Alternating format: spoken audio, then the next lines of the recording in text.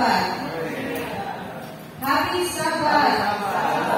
Okay, naali na yung mga kaisunan. Nalagay ng Diyos mga kaisunan, tumutin, tagaan, talian, agitang ipapamulay. Actually, karoon na sa Paduro ang coordination sa health and nutrition team sa atong Sabbath School program na dinalahan sa atong Sabbath School Superintendent, si Mrs. Patricia Amigo. And today, okay. So, karon lang sa Baduha, ang atong promotional talk, nag-focus siya sa coordination activities sa atong health and nutrition team. And I am sure that in the previous Sabbaths, nakakuan sa ato, nakadikting na sa ato, kung sa ka-importante ang pag-adapt or ang pag-inaburi na pinili ng atong pagkaon, katulad yung mga nutritious foods, health and exercise, di ba? And proper rest. Mawagin na siya ang focus atong previous Sabbaths na mga promotion. Okay, thank you.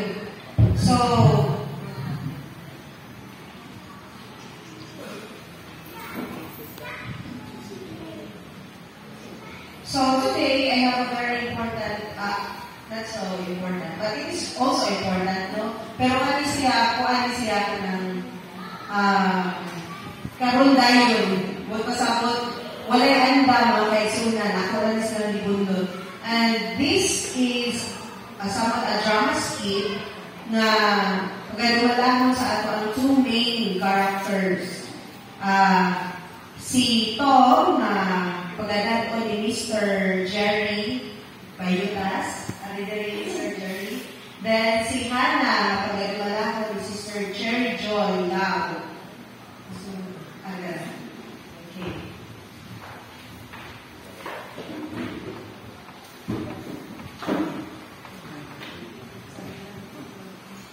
Okay, so I want you to observe clearly. So we have two different screens sa mga sa tubangan ng Derek ang Hana at Delisito.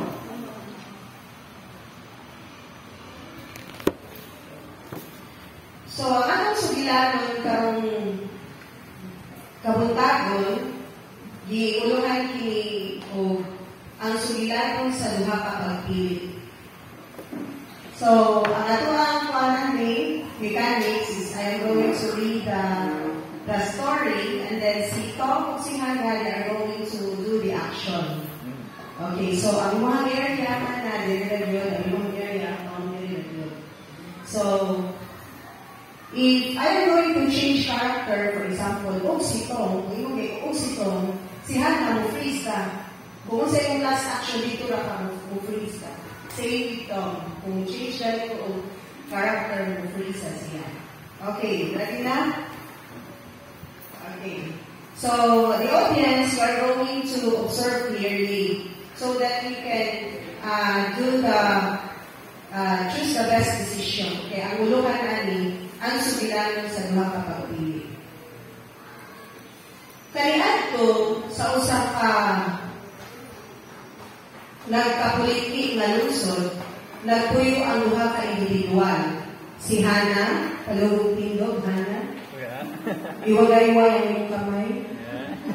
Smile. Okay. Si Hannah o si Tom. Tindog Tom, smile. Okay.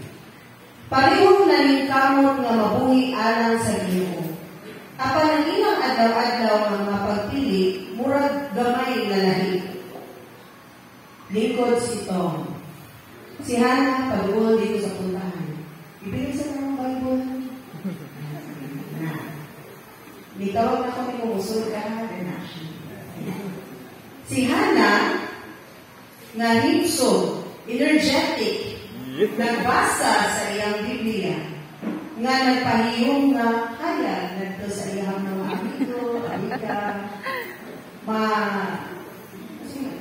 mutimbaya, kung naagami na maabuan, mutimbaya, friendly. Samtang nagbasa sa iyang Biblia, may kuha siya sa iyang mansanas ingon, salamat Ginoo niining maaningad nga adlaw o sa kusog aron masabtan ang imong pulong. Freeze. Si Tom, ato sa puntahan sa Tom. Tawag na sa mga sunod ka, action. Okay, si Tom, nilakaw kahinay padulong sa inyong kurayan. Gikapoy na pinilipot sa sopa, nakapoy dito ayo, ninanuyab. Nagkupot sa iyang gikaon na chips. Nagkaon na nanuyab. Nagkamot sa pagbasa sa libro. Apang may nasabtan. Sige lang o panguyab. Katulog. O gingon, unta, mas dagan ko kusog. Gusto unta na ako basahon ng akong devotional at ang hindi ko makafocus. Praise. Si Hannah, diba, ditulong siya likuran nga gipuno sa masustansya na pagkaon, mibati nga lagsik ug aktik sa espirituhanong kinabuhi ug adlaw-adlaw nga buhaton. Siya aktibo na mitapang sa silingan sa pagdala sa mga groceries o ipahiyong. Dahil pa sa akin, wala.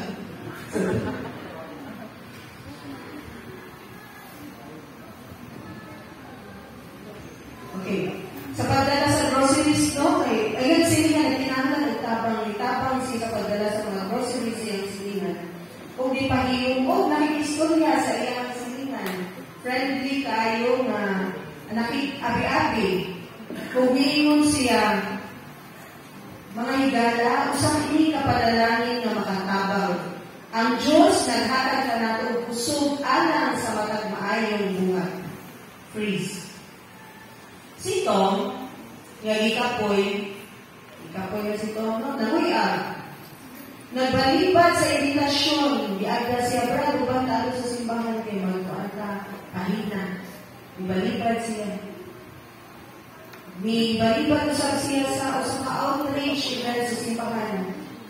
Barog siya o nanguyab, nanghiwatig.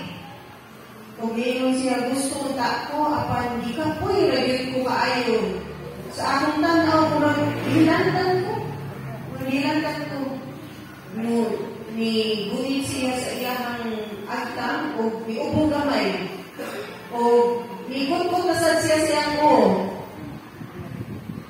Si Tom nagibukatan sa dili maayong mga pagpili, nakita niya iyang kaugalingon ng kanunay kulang. Kulang siya sa kusog o kalagsik sa paglalagay sa Diyos o sa ubay sumala sa iyong Panginoon. Freeze. Si Hannah na Hiso, nangulo sa usa ka Bible study. Nagsulti na tinaw ang iyang pagsulti kay nasabtan din ang iyang Bible study. O puno sa kadasig. O siya mingon, kung atong pasigunggan ang Diyos pinaagi sa atong mga lawas, mas andam kita na mahimong iyang mga kamot o pikil sa kalibutan. Please.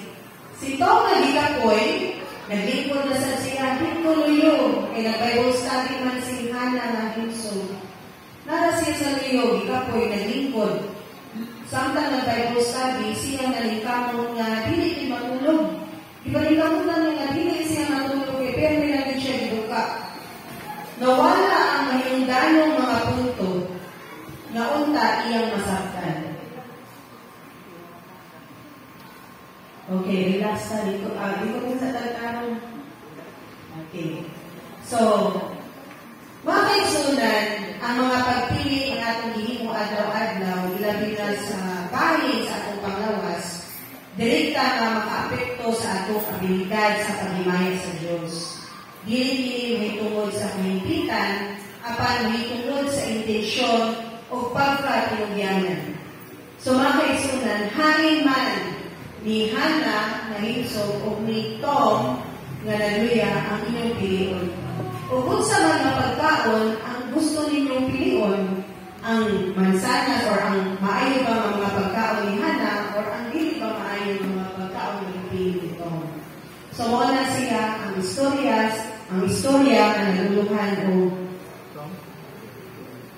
ang sugilanon sa luha ang mga pagpili. Daghang salamat, Sir Jerry o Sister Joyce and your participation. So, I'm sure na nakasabot din mo mga kaigsunan mo sa ang gamay na drama scheme. So, that is a very powerful illustration.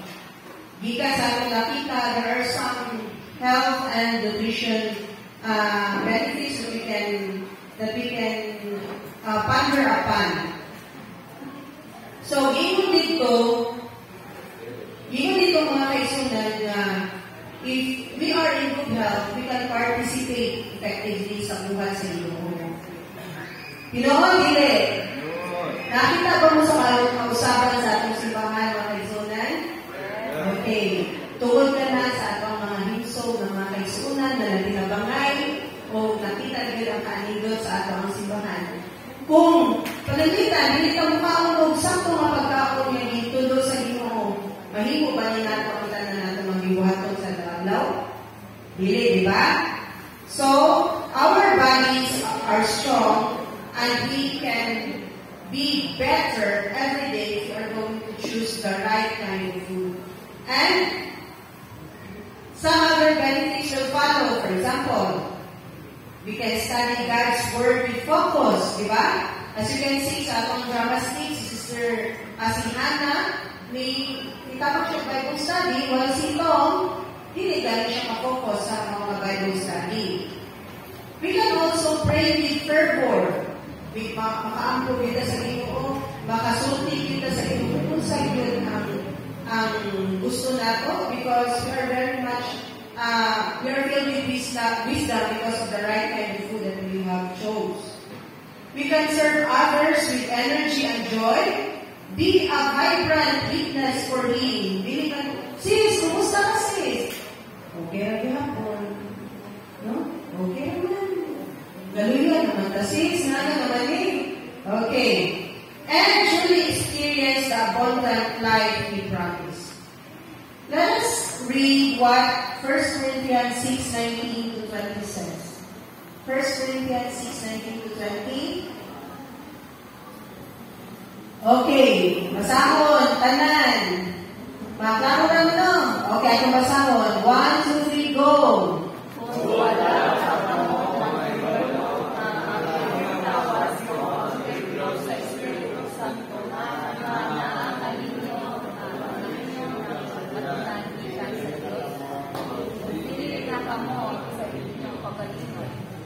Okay, so kana siya ang versikulo mga kaisunan that reminds us that our bodies are not our own. Kaya tula was really ato ang pagalingon that these are the precious gifts of Jesus. Iyan hindi palit sa pinakamahal na presyo. Therefore, sa atong buhaton, we have to glorify God using our, we have to make sure that when we are going to use our body in all the decisions that we make, either in food or in deeds, kinahanglan na makaglorify kita sa Ginoo.